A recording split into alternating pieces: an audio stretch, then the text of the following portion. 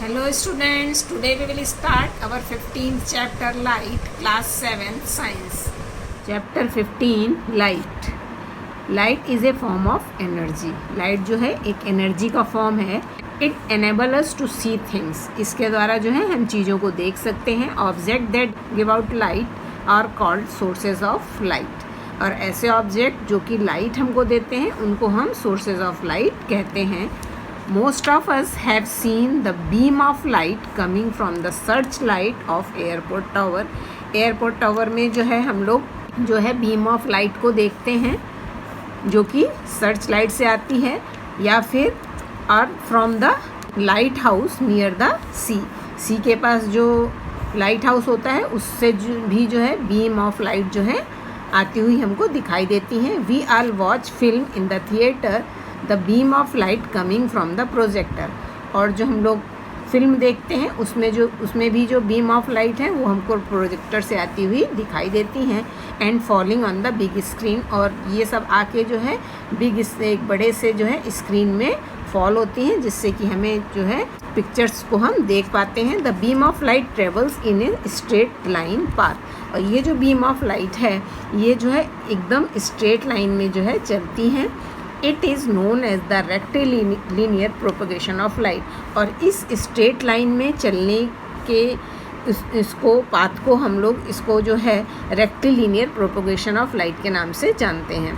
अब आता है rays and beam of light. अब रे क्या है, बीम ऑफ लाइट क्या है वो देखेंगे. A very narrow path of light described bye A straight line drawn in the direction of propagation of light is called a ray of light. एक बिल्कुल जो है नैरो पाथ जो कि यहाँ पे जैसा मैंने डायग्राम से दिखाया गया है एक सिंगल लाइन के द्वारा जिसको कि हम रे कहते हैं. अब आता है बीम ऑफ लाइट. अब बीम ऑफ लाइट को हम 3 पार्ट में डिवाइड करके दिखाएंगे. Parallel beam of light, divergent beam of light and convergent beam of light. Parallel beam of light में क्या होता है, a beam of light consisting of parallel raise of light is called parallel beam of light. इसमें जो है light की जो raise होती हैं वो एकदम पैरेलल होती है इसीलिए इसको हम लोग पैरेलल बीम ऑफ लाइट बोलते हैं. The rays of light coming from the far off sources. और ये जो पैरेलल बीम ऑफ लाइट है जिसका यहाँ मैंने डायग्राम दिखाया है ये ऐसी जगह से आती हैं जो बहुत दूर हो, जैसे कि such as the sun are parallel to each other. जो सन से हमको बीम ऑफ लाइट आती हुई दिखाई देती है वो एकदम पैरेलल होती है. अब आता है डाइवर्जेंट बीम ऑफ लाइट. अब डाइवर्जेंट क्या होती है, a beam of light consisting of rays diverging from a point. मतलब एक पॉइंट से निकल के वो फैल जाएं. ऐसी जो बीम ऑफ लाइट है जो एक ही पॉइंट से जो है चारों तरफ जो है फैल जाती है जिसको हम लोग डाइवर्जेंट बीम ऑफ लाइट कहते हैं. जैसा यहाँ पे डायग्राम में दिखाया है एक पॉइंट से जो है सारी जो है रेज निकल रही हैं और फैल रही हैं. तो सारी जितनी भी रेज हैं मिलके क्या बना रही हैं, बीम ऑफ लाइट बना रही हैं. Beam of light coming from A light house, the headlight of railway engine, car headlight, torches etcetera. तो इन सभी जगह से जैसे कार की जो हेडलाइट है, टॉर्च से जो लाइट निकलती है ये सारी की सारी क्या है, डाइवर्जेंट बीम ऑफ लाइट है. अब आता है convergent beam of light. A beam of light consisting of rays coming closer to each other. अब जितनी भी रेज हैं अगर वो सारी रेज एक ही जगह पे आके मिल जाएं तो उसको हम लोग बोलते हैं convergent beam of light. A beam of light from A near by large sources is a convergent beam of light. अब यहाँ पे देख रहे हैं बहुत सारी रेज जो हैं वो एक ही जगह एक ही पॉइंट पे आके मिल रही हैं तो ये हमारी जो हो जाएगी कन्वर्जेंट बीम ऑफ लाइट हो जाएगी. अब आता है light travels along a straight line. जो लाइट है वो हमेशा स्ट्रेट लाइन में ट्रेवल करती है. Sunlight coming through a gap in the clouds of beam of sunlight entering a dark room through a small hole in the window और ventilator. Sunlight coming through a gap in the clouds में जो gaps होते हैं वहाँ से sunlight आती है और जो है हमारा जो डार्क रूम में है एंटर होती है विंडो के द्वारा या फिर वेंटिलेटर के द्वारा. Light travels in A straight line. तो ये जो लाइट आती है हमारे रूम में विंडो और वेंटिलेटर के द्वारा सन के द्वारा जो लाइट आती है वो जो है स्ट्रेट लाइन में ट्रेवल करती है. तो अब ये जो लाइट है ये स्ट्रेट लाइन में ट्रेवल करती है. इसके लिए जो है हम लोग यहाँ पे बुक की एक्टिविटी देखेंगे कि यहाँ पे ये वाली एक्टिविटी आपने जो है 6th में भी देखी थी कि इसमें दिखा रहा है कि यहाँ पे जो एक कैंडल को यहाँ पे जला के रखा गया है और इसने जो है एक स्ट्रेट पाइप को पकड़ा हुआ है और स्ट्रेट पाइप से जो है ये इसकी कैंडल को की लाइट को देखने की कोशिश कर रहा है। तो इसको जो है कैंडल जो है कि लाइट आसानी से दिखाई पड़ जाती है। लेकिन इस वाले फिगर में हम देख रहे हैं कि ये वाला जो पाइप है ये बेंट हो गया, मतलब ये सीधा नहीं है। अब जो लाइट अभी हमने बताया कि वो एकदम स्ट्रेट ट्रेवल करती है, तो यहाँ पे जो स्ट्रेट लाइट है वो बीच में रुक जाएगी और उसके कारण जो है इसकी जो लाइट है, जो कैंडल की लाइट है, वो इसको दिखाई नहीं देगी। तो ये हमारा है लाइट ट्रेवल्स अलोंग ए स्ट्रेट लाइन, इसका यहाँ पे ये एक्टिविटी समझाई गई है। अब आता है reflection of light. When a ray of light falls on the polished smooth surface such as a mirror, it returns to the same medium. जब कोई भी लाइट की रे किसी भी पॉलिश्ड स्मूथ सरफेस पे पड़ती है तो उसी मीडियम में वो जो है वापस लौट जाती है। इसको हम लोग रिफ्लेक्शन ऑफ लाइट कहते हैं। The bouncing back of the light ray from smooth polished surface और a mirror is called the reflection of light. The bouncing back मतलब वापस लौटना, लाइट की जो रेस का वापस लौटना, किससे? स्मूथ पॉलिश सरफेस से टकरा के लाइट की रेस का वापस लौटना, जिसको कि हम लोग रिफ्लेक्शन ऑफ लाइट कहते हैं। पॉलिश सरफेस हमारी मिरर भी हो सकती है। We see our image into the mirror due to the reflection of light. हम अपने इमेज को मिरर में देखते हैं, किसके कारण? रिफ्लेक्शन ऑफ लाइट के कारण। The surface of clean water also act as the reflecting surface. और ये जो वाटर का क्लीन वाटर का जो सरफेस होता है वो भी रिफ्लेक्टिंग सरफेस का काम करता है। और इसमें भी जो है हम लोग बिल्डिंग्स की, ट्री की जो है पिक्चर्स को, जो रोड्स के किनारे जो ट्रीज़ हैं, बिल्डिंग है, वो कहीं पे भी अगर पानी वहाँ पे क्लीन वाटर हो तो उसमें उसका जो है इमेज दिखाई देता है। वैसे तो हम लोग जो भी चीज़ें देखते हैं वो लाइट के रिफ्लेक्शन के कारण ही देखते हैं। अब इसका जो रिफ्लेक्शन ऑफ लाइट का यहाँ पे इसका भी यहाँ पे दिखाया गया है, जैसे कि ये reflection of object in water. अब वाटर में जो रिफ्लेक्शन होता है, जो भी हमने बताया आपको कि कोई भी जितने भी ट्री वगैरह हैं उनका जो है रिफ्लेक्शन जो है इमेज हमको वाटर में दिखाई पड़ता है, वो यहाँ पे इसका बताया गया है। अब इसमें यहाँ पे जो है एक पंचतंत्र की जो स्टोरी आपने पढ़ी होगी वो यहाँ पे दिखाया गया है कि ये जो लायन है ये वाटर में इसको अपना इमेज दिखाई देता है, क्योंकि ये जो वाटर है ये भी जो है रिफ्लेक्शन का काम करता है। इसके बाद यहाँ पे रिफ्लेक्शन का दिखाया गया है इस वाली एक्टिविटी में। यहाँ पे एक टॉर्च में जो है स्लिट कर दी गई है एक पेपर लगा के, और इससे जो है टॉर्च को जला दिया गया है। यहाँ पे एक मिरर रखा गया है। ये जो रेज इसमें जा रही हैं, जिसको इंसिडेंट रे बोल रहे हैं, ये जो है मिरर से टकरा के वापस हो जाएंगी रिफ्लेक्टेड रे के फॉर्म में। और ये क्या है? Reflection of light from a mirror. तो यहाँ पे मिरर से किस तरह का रिफ्लेक्शन हो रहा है वो इस एक्टिविटी में यहाँ पे दिखाया गया है। अब इसके बाद जो है यहाँ पे है objects are visual only when the light reflected from them reaches our eyes. कोई भी ऑब्जेक्ट जो है हमको तभी दिखाई देता है जब लाइट जो है रिफ्लेक्ट होके हमारी आइज तक आती है। इसके बाद यहाँ पे इस एक्टिविटी में क्या करा गया है कि एक मिरर रखा गया है और इसके सामने एक कैंडल रखी गई है। ये जो कैंडल है ये ऑब्जेक्ट का काम करेगी और जो इसका जो इमेज है वो हमको मिरर के अंदर जो है दिखाई देगा, और जो इसका डिस्टेंस है, जितने डिस्टेंस पे ये ऑब्जेक्ट रखा होगा उतना ही अंदर जो है इसका इमेज जो है बनता हुआ हमको ये दिखाई देगा। इसके बाद यहाँ पे एक चीज़ यहाँ पे और समझाई गई है, locating image in the plane mirror. अब यहाँ पे एक चेस बोर्ड रखा गया है, इसके माध्यम से भी जो है प्लेन मिरर को समझाया गया है कि यहाँ पे एक प्लेन मिरर रखा गया है और इसमें जो है ये शार्पनर रखा गया। अब शार्पनर को हम मिरर के सामने से जितने स्क्वायर, जैसे कि इसके तीसरे या चौथे स्क्वायर में अगर हम रखेंगे तो मिरर के पीछे भी वो, अगर हमने तीसरे स्क्वायर पे शार्पनर को रखा है तो वो भी तीसरे स्क्वायर पे ही उसका इमेज बनेगा। और जैसे जैसे जिस तरह से हम इसकी पोजीशन चेंज करते जाएंगे शार्पनर की, उसी तरह से उसका जो इमेज है उतना ही पीछे, उतनी ही डिस्टेंस पे बनता जाएगा। तो यहाँ पे ये जो है इसके डायग्राम के मीडियम से इसको समझाया गया है। ये एक्टिविटी हमारी जो है 15.3 जो है ये समझाई गई है। अब यहाँ पे है राइट और left.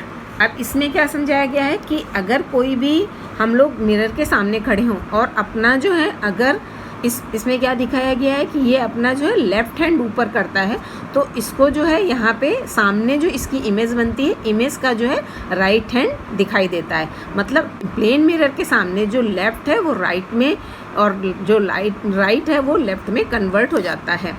You will find that in the mirror the right appears left and the left appears right। और इसी को समझने के लिए यहाँ पे ये जो एम्बुलेंस है, इसमें जो एम्बुलेंस लिखा होता है वो उल्टा लिखा होता है, क्योंकि अभी जो बताया राइट लेफ़्ट और लेफ़्ट राइट हो जाता है। जब ये उल्टा लिखे होते हैं इसके जो लेटर्स हैं, तो जब भी इसको कोई देखता है तो ये जो है बिल्कुल सीधा दिखाई देता है।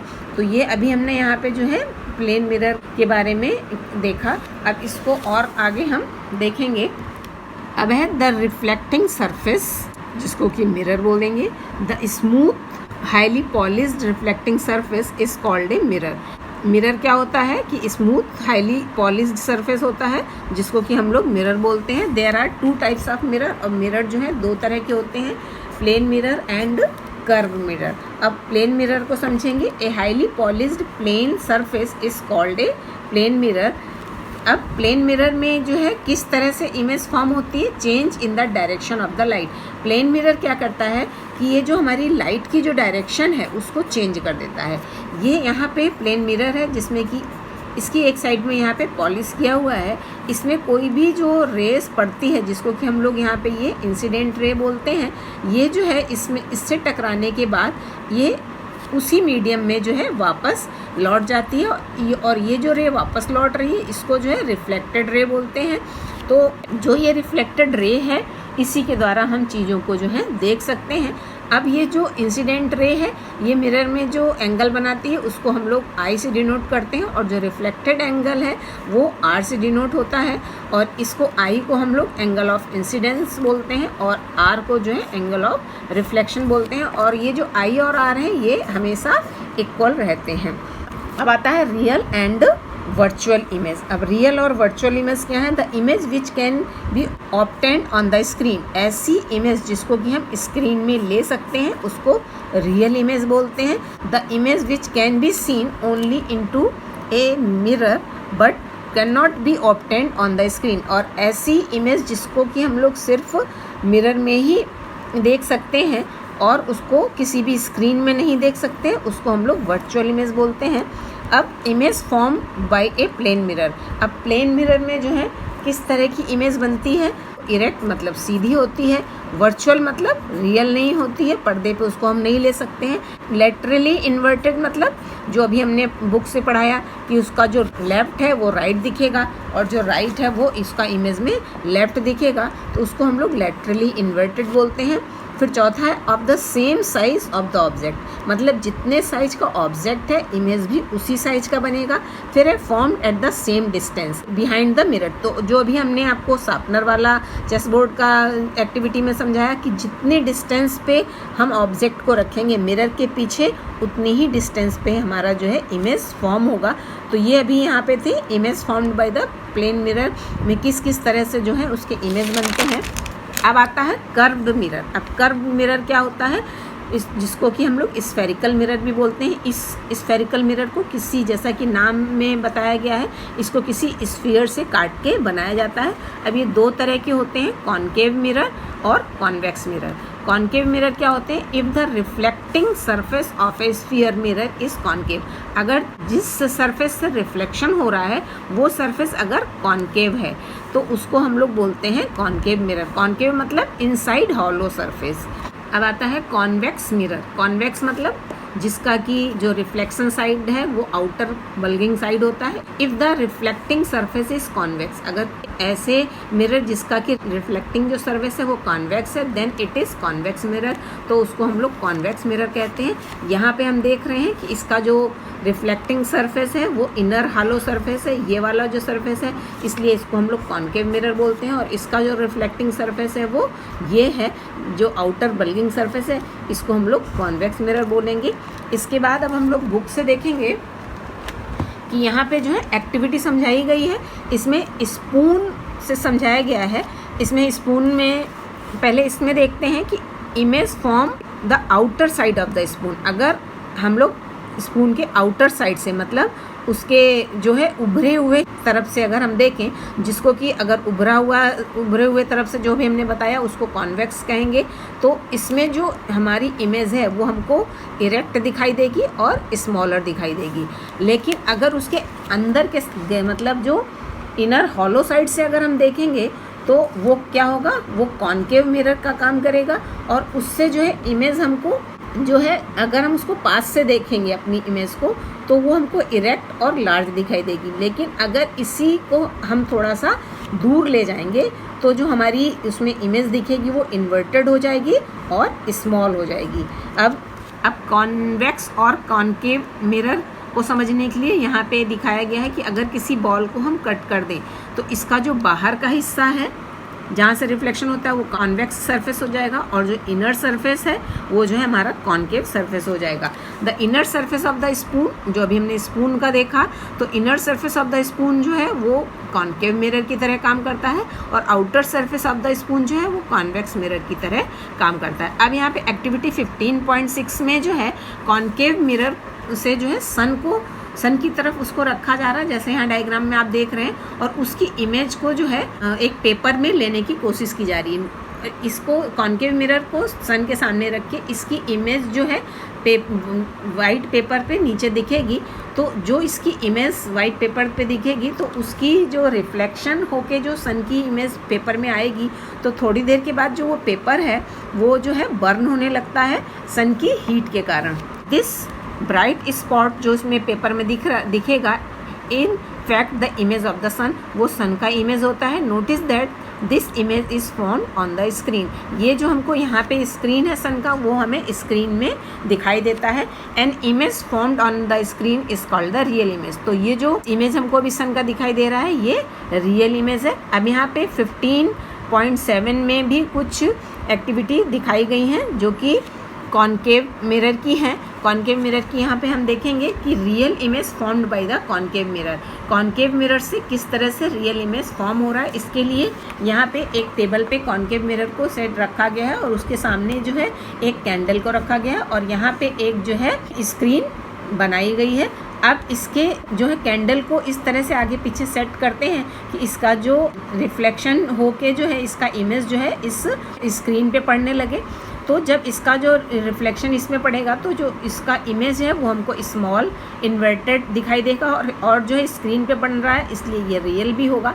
अब इस वाले डायग्राम में हम देखेंगे कि जब इस कैंडल को मिरर के पास में थोड़ा ले आते हैं तो पास में लाने से क्या होता है, ये स्क्रीन से डिस्टेंस इसका बढ़ जाता है और तब इसकी जो इमेज है वो लार्ज बनती है और रियल होती है। और इसी वाली एक्टिविटी को जब हम यहाँ पे देखेंगे कि इस ऊपर वाले केस में जो कैंडल है उसको हम अगर मिरर के बहुत पास ले आते हैं तो हमारा जो अब जो इमेज है इसकी वो हमें जो है स्क्रीन में दिखाई नहीं देती है, मतलब अब उसका जो इमेज है वो वर्चुअल हो जाता है और ये जो है हमको अब स्क्रीन में दिखाई नहीं देता है।